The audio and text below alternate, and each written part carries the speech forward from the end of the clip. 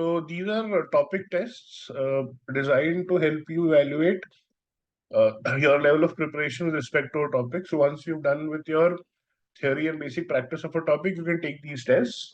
Once you take the test, there is a video for each test. Through this video, we try to give you a perspective of what could have been a good attempt for the test, why and which questions you would have chosen, what would be a good time to for question wise and for the overall test. And if you do like the testing analysis, there are more than 200 such topic tests that are available on our Android app. The app link is in the description below. So feel free to download the app and make use of these topic tests. In this video, I'll analyze the percentage topic test, test number 3, as mentioned in the app. Overall, if you look at this test, I think it was a moderate level of difficulty test, and a question about 6 questions net correct would be a good attempt for this test. Would probably ensure a 90 to 95 percentile in the section. Ideal time would be about 17 to 20 minutes because most of the questions, or at least there were a lot of questions, did not have too much of calculations, so the time is lesser. If I'm attempting a paper properly, my attempt time will increase not because I could not do a question, but because the calculations were high. So when we look at, say, if you look at percentage profit loss SICI, typically time for SICI test will be higher because there is calculation involved. Typically percentage related questions, the time will be lower. But in terms of level of difficulty, I'd say moderate level of difficulty. If you look at the questions,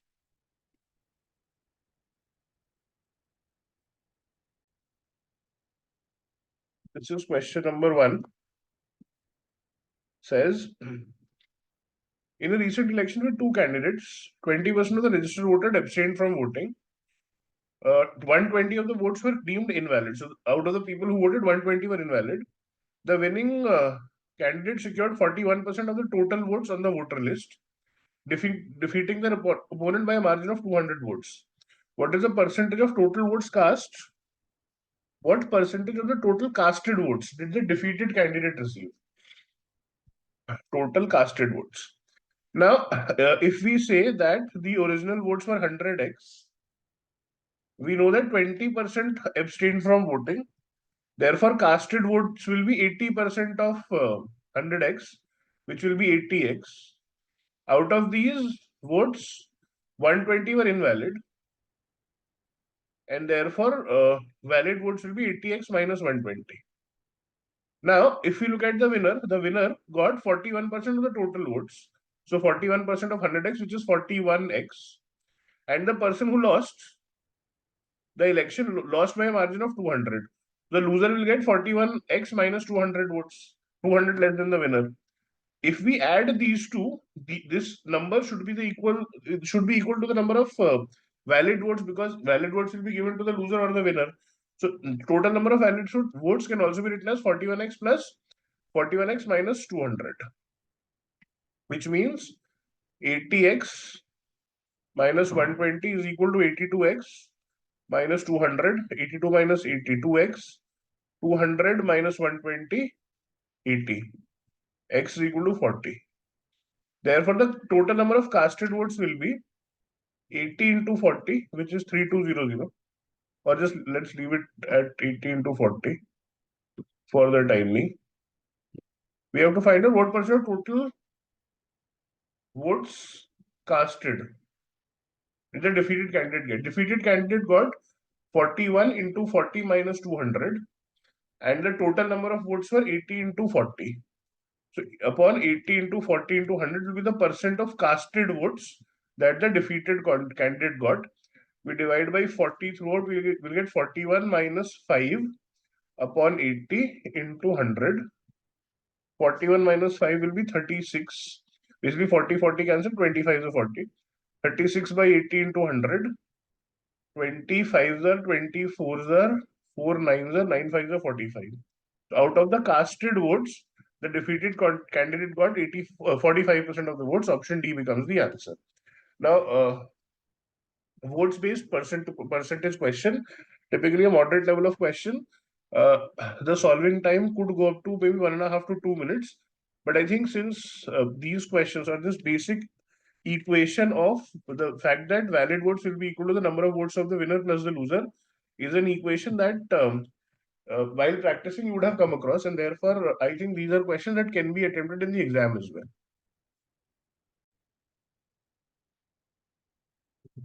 Robert, CEO of Microsoft, has a daughter named Neera and a son-in-law named Lala. Robert's wife Rabri works in the same company, gets a salary which amounts to 9.09%. Now 9.09 in fraction is 1 by 11. Of her husband's and daughter's combined earning, Neera earns rupees 8,000 less per month than her husband Lala. Total monthly savings, monthly earnings of Robert and Lala amount to 30,000 rupees. Additionally, the combined earning of Lala and Neera exceed those of Robert by 133.33%. Exceed. 133.33, if we multiply this by 3, will be 399.99. So approximately 400 by 3%, or in fraction 4 by 3. Multiply and divide by 3, 399.99, approximately 400 upon 3. Percentage to divide by 100 becomes 4 by 3 as fraction.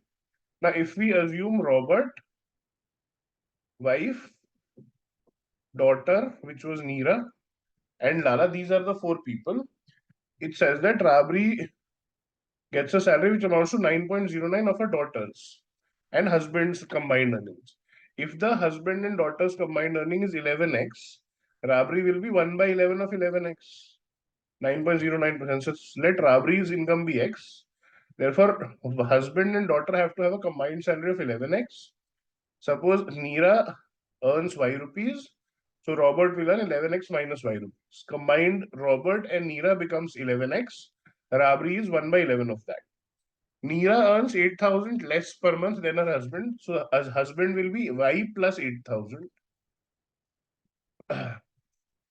Total monthly earnings of Robert and Lala amount to 30,000. Robert and Lala. So 11x minus y plus y plus 8,000 is equal to 30,000, which means y cancel. 11x is equal to 22,000, which means x is equal to 2,000. So we have Rabri's income as 2,000. Robert will be 22,000 minus y. Next, combined earnings of Lala and Neera. Y plus 8,000 exceeds Robert by 133.33. Robert is 22,000 minus y. So if we have to increase this by 4 by 3, we will multiply it by 1 plus 4 by 3. Increasing Robert's salary by 133.33% or 4 by 3 will make his salary equal to Lala and Neera's salary. So 2y plus 8,000 is equal to 22,000 minus y into 7 by 3, which means 6y plus 24,000 is equal to 154,000 minus 7y, which means 13y is equal to 130,000, which means y is equal to 10,000. So Neera's salary becomes 10,000 rupees, which means Lala's becomes 18,000 rupees, and 22,000 minus 10,000, Robert becomes 12,000 rupees. These are the 4 salaries. The average earning of Robert, Neera, and Lala is: Robert is 12,000, Neera is 10,000, Lala is 18,000. So 12 plus 8, 10 plus 18 upon 3,000, 30, 40 upon 3, which is 133. So 133.333 or 13,333.33 becomes the answer. Again, this is in 1,000. So multiply by 1,000 to get the answer. Again, actually, this question would be a moderate level of difficulty. There is some amount of calculation involved. But the good thing is, when we are attempting this kind of a question which has information for 2 or 3 questions, typically the solving time is involved with the first questions. Once we have done that basic solving, for the rest of the questions, it will be easier to solve, or we will not have to do too much of calculations. For example, for question 2, I am saying solving time 150 seconds. Now, if we just remove the answer bit of question number 2 and keep the calculation as it is to go to question number 3. 3 says what is the earning of Rabri from the job? This already has been calculated. This is rupees 2000. Option B becomes the answer.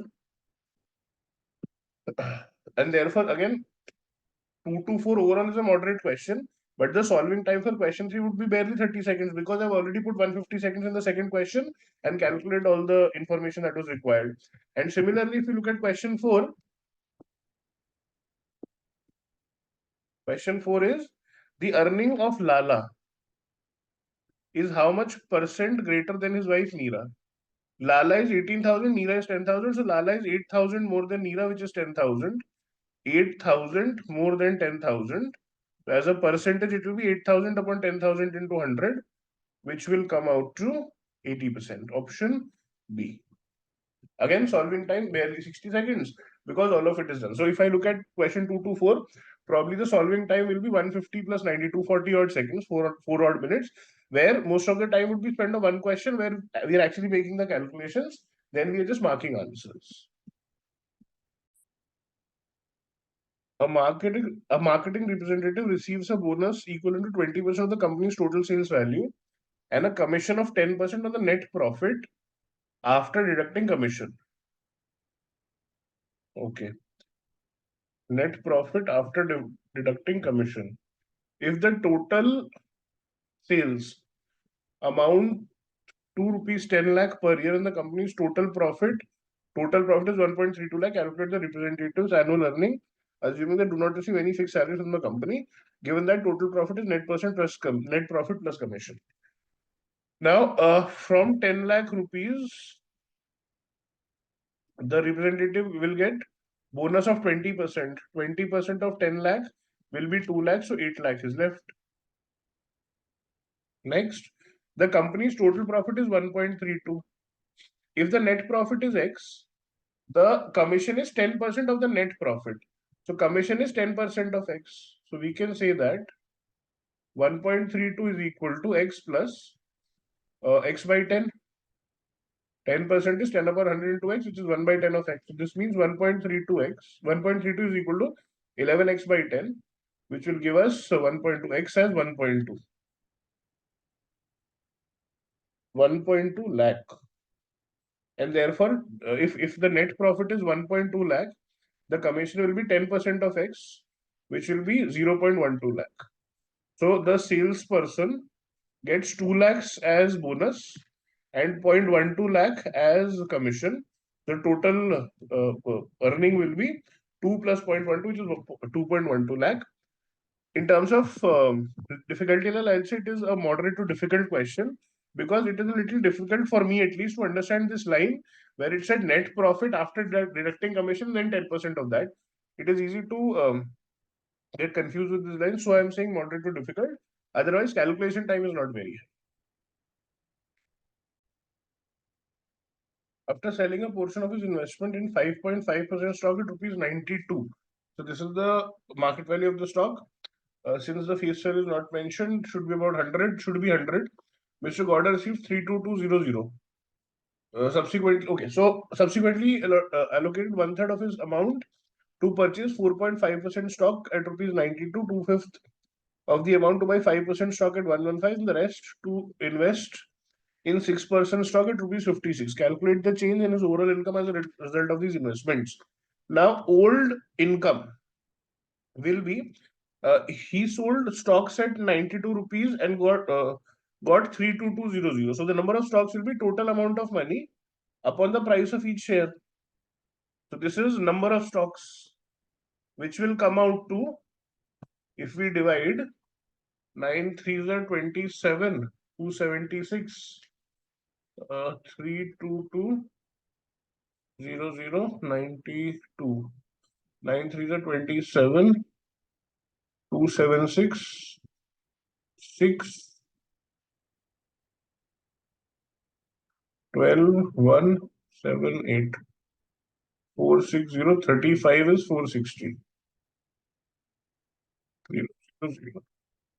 And therefore 350. So 350 shares are there. Since it is 5%, 5.5% stock, 5%, 5.5% of 100 will be 5.5. So the face value of the stock is 100, therefore the market value is near 100. 100, we are getting 5.5% return on that, so we'll get 5.5 rupees per share. And therefore, old income will be number of shares into earning per share. 350 into 5.5. 350 into 5 will be half of 350, 17, 1725. 350, 3500 divided by 2 will be 5, 1750, 3500, 1400. Yeah, so 350 into 10 is 3500 divided by 2 will be 350 into 5. This will come out to 1750. So 350 into 5 is 1750. 350 into 0.5 will be 175. So 1750 plus 175, which will come out to 1925. Hence the old income is 1925. Now we look at the new income. In case of new income, the first is 1/3 of the amount. So 1/3 of rupees 32200 has been invested to buy 92 rupee stocks, and on each stock we'll get 4.5 rupees. 4.5% stock, so 4.5 rupees per stock. 1/3 of the total investment, 1/3 of 32200, and 92 rupees per stock. So 32200 upon 3 will be invested. Number of shares that we'll get is investment upon price per share into the earning that we are getting. And we can write the same thing for the rest of it also. 2/5 of the investment at 115 per stock and giving rupees 5 as return, and the rest. Now, if from the total, I'm just removing this part. If from the total we remove 1/3 and then 2/5, what will be left with us is taking the LCM 15, 15 minus 5 3s are 5, 5 3s are 3 2s are 15 minus 5 minus 6, which is 4 by 15. So remaining investment is 4 by 15 of 32200. The price is 56 rupees per stock. This gives the number of stocks, and rupees 6 per stock is the earning or income. If we solve this, here we got 350. This will give us 1.5.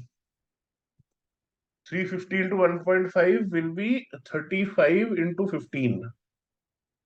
So 350 plus 175, 525. 350 into 1.5, 525.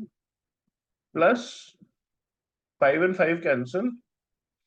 If we divide this by 5, we get 23 here. Here we will get 5, 6 are 32, 2, 5, 4 are 6, 4, 4, 0 divided by 5. 23 plus 23 divide 644. 23, if we check 644 divided by 23.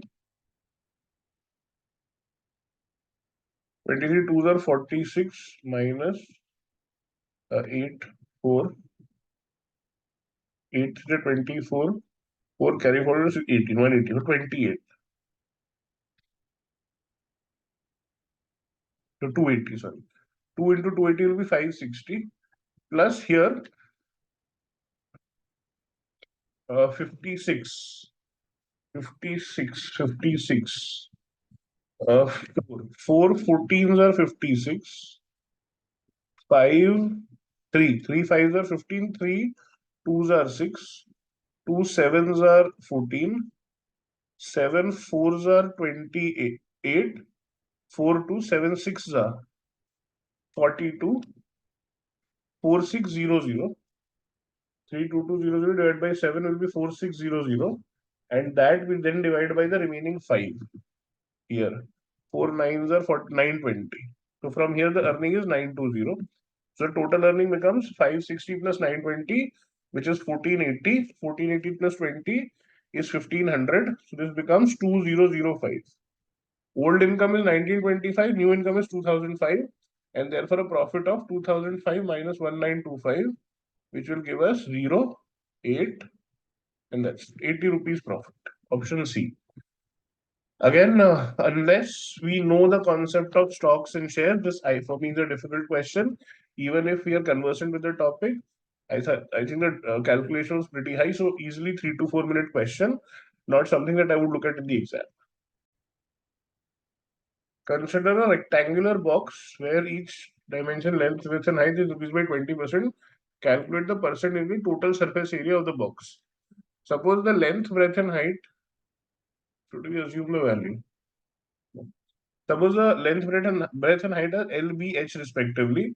So total surface area of the box will be twice into LB plus BH, LBH, LB plus BH plus HL. Now, if the each side is increased by 20%, increasing by 20 means multiplying by 1 plus 20 upon 100, so multiplying by 1.2. So the new length will be 1.2 L, new breadth will be 1.2 B, new height will be 1.2 H.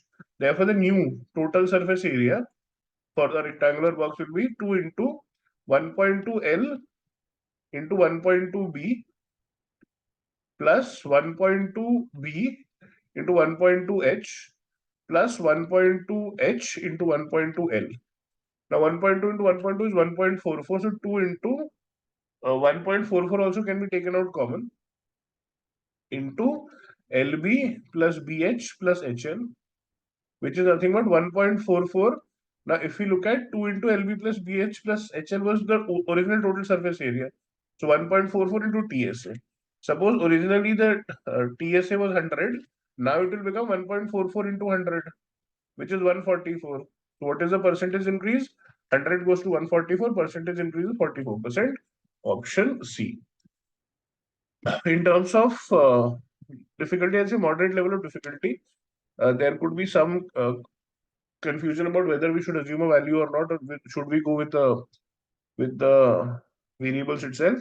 But since the formula is cyclic and everything is changing uniformly, even assuming values will give you the same answer. Therefore, I'm saying maybe the solving time is not very high, because the moment we realize 1.2 into 1.2 is 1.44, from there things become a lot easier. During a gaming session, 3 players, John, Johnny, Jonathan, Johnny, Johny, Johnny and Janardhan, so JND, engaged in a game. Initially, the combined funds of John and Johnny exceeded Janardhan's money by 100%. Now, if the funds of John and Johnny together, suppose, are X is equal to Y into 1 plus 100 upon 100. Exceeding something by 100% simply means being twice of that. So suppose Johnny or Janardhan had Y rupees, Johnny and Janardhan together had double of that, that is 2Y. And therefore, we can say, I'm just removing this X because I'll be using this differently. So what I'm saying is, suppose Johnny had 2Y minus Z, Johnny will have 2Z. So if John and Johnny had 2Y minus Z and Z rupees individually, together they will have 2Y, which is 100% more than what Janardhan has, which is Y. Moreover, Johnny and Janardhan collectively possess 300% more money than John. So this means whatever Johnny and Janardhan have is 300% more. So 1 plus 300 upon 100 into what Mr. John has, which is 2x minus 2y minus z. So from here we'll be able to get the relationship between y and z. We can say z plus y is equal to, as we can say, this will be 4 into 2y minus z, which means z plus y is equal to 8y minus 4z, which means 7y is equal to 5z. So if y is equal, or y by z can be written as 5 by 7. If y is equal to 5a, z is equal to 7a. So let this be 5a. This becomes 7a, 2y. 10a minus z is 3a. So initially, if John had 3a rupees, Johnny had 7a rupees, Janardhan had 5a rupees. The first two conditions are met. During the game, players exchanged money among themselves only. As the game ended, John and Johnny together still had 100% more money than Janardhan. Now, total the amount of money that they have is 3 plus 7, 10 plus 5, 15. Right? And the money is being exchanged among themselves. At the end of the game, it is given to us that Janardhan, the money that Janardhan had, or Johnny and John together still had 100% more than Janardhan. So the ratio of these two to the money that Janardhan had will still be 2:1. 100% more, 1 plus 100 into 100. Total 15A amount was there. So here the amount will still be 5A. And here the total amount will still be 10A, dividing 15A into ratio 2:1. Additionally, John's earnings were 50% of the combined funds. Uh, John's earnings were 50% of the combined funds of Johnny and Janardhan at the end of the game. Finally, John gained 800 at the end of the game. So if John had 3A, at the end of the game, he would have 300 plus 8A. Since money was only exchanged amongst these people, Johnny has to have 700 minus 8, minus 800. Janardhan remains as it is. Johnny gains 800 rupees. So John gains 800 rupees. So Johnny has to lose 800 rupees. The first question, the eighth question, was easy in that sense because who suffered a loss? Since Janardhan did not suffer a loss, only Johnny suffered a loss is all we had to solve. So if we look at the level of difficulty, 8 and 9 overall, I think, is a set which is moderate to difficult level. But if I look at only question 8, and if that was the only question I was answering, at the start of the game, John and Johnny exceeded Janardhan's money by 100. At the end of the game, John and Johnny together still had 100% more money than Janardhan. This means Janardhan money amount is not changing. Also, John is gaining. Therefore, only Johnny has to lose. So even if we did not do all of these calculations, by only 3 statements, we could answer question 8. So I'm saying question 8 alone in that sense was easy. Otherwise, 8 or 9, if I look at together, I'd say a moderate level of difficulty. We move on to question 9 to see if we need to do any calculation. Says percentage change in money of Johnny. So we need to find the value. We look at this line which says John's earning were 50% of the combined funds of Johnny and Janardhan. John's earning is 800. This is 50%. 50% can be written as 1 by 2 of the combined funds of Johnny and Janardhan. Combined funds of Johnny and Janardhan are 7A minus 800 plus 5A, which means 1600 is equal to 12A minus 800, which means 2400 is equal to 12A, which means A is equal to 200. 4 by 7. The percentage change in money of Johnny. Johnny initially had 7A, which is 1400 rupees. This will drop by 800 and finally he will have 600 rupees. So the decrease is 800 on a base of 1400 into 100 divided by 2 divided by 2. So 4 by 7. 4 by 7 into 100, which will be 1 by 7 is 14.28. 14.28 into 4 is roughly 57.1428%. Option C. Again, 8 and 9 in terms of difficulty overall. Solving would be moderate level of difficulty. The solving time for this question alone would probably reach 2.5 odd minutes. But if you look at question 8 in isolation, that was an easy question. In a business venture, the expenses incurred for raw material constitute 70% of the total cost, while manufacturing costs account for the remaining 30%. The profit percent is 14.28% of the raw material cost. If raw material cost increase by 20%, manufacturing increase by 40%, selling price increases by 80%, determine the new profit percentage. Suppose total cost initially is rupees 100, which means 70%. 70% of this is raw material, and 30 rupees is manufacturing. Profit percent is 14.28% of raw material cost. 14.28 is 1 by 7. So profit is 1 by 7 of raw material cost, which is 70. So profit is 10. Therefore, we can say selling price is nothing but cost price plus profit, which is 100 plus 10 or 110. Next, if raw material cost increase by 20%, so the raw material cost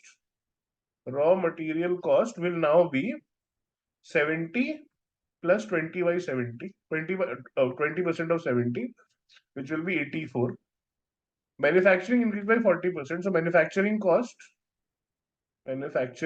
will be 30 plus 40% of 30,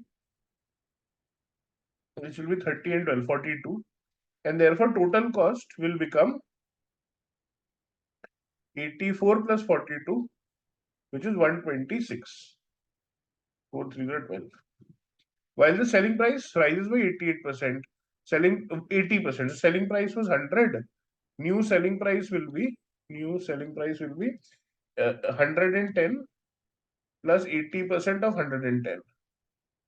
80% of 110. 0 cancel 88. So 198. What is the new profit percent? The new profit percent will be profit, which is 198 minus 126 upon cost price into 100. 198 upon 196 will come out to, I think, 72. 72 upon 126 into 100.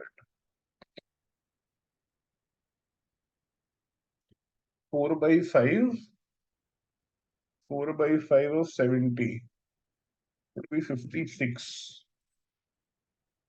60% of 126 would be 7 to the 7. This will be just less than 60% because 60% of 126 will be 60 upon 100 into 126. 60 into 126 is 6 is 36, carry forward 3, 75.6. This is less than 75.6. The answer has to be just less than 60%. From the options, only A is less than 60%. So this should be my most likely answer. Hence, the new profit will simply be about 57 odd percentage. This is the approximate value. In terms of level of difficulty, I'd say this is an easy to moderate question. Just start with the total cost 100 and then step by step keep building each of the values. Solving time, there might be some solving time involved. It can go up to 2.5 minutes, but otherwise easy to moderate question. So if we look at the overall analysis for this test, as I was saying initially, overall level of difficulty would be about moderate. Good attempts would be about 6 questions. Now the problem here was there was a set of 3 questions and then a set of 2 questions. If we miss out on those sets, almost 5 questions are gone for us. But that should not have happened because again, question 8 was a standalone question which we could have managed in a way. But in any case, 6 attempts net correct. Ideal time of 17 to 20 minutes. My attempt here would be 1, 2, 3, 4, 7, and 10. Which are these questions? I would have done this for the simple reason that I've done similar questions earlier. 2, 3, 4 was a relatively easy set. Percentage calculation probably would have done that as well. Here, I was confused with one of the statements, so would have left it. Again, this is a stocks and shares question. Unless you're very comfortable with both calculation and the concept, should not have taken up this question. I would have done 7th as well. Just assume value and solve. I am not counting 8th and 9th because again, if you look at the overall level of difficulty, maybe moderate or high. But there is a something that should be noticed here is even if I'm not able to solve the entire set, 8 should have happened or could have happened. Not counting it though. In the end, I would have tried 10th because I thought this is an easy question. Just get the starting value and build from there. So my attempt would be 1, 2, 3, 4, 7, and 10.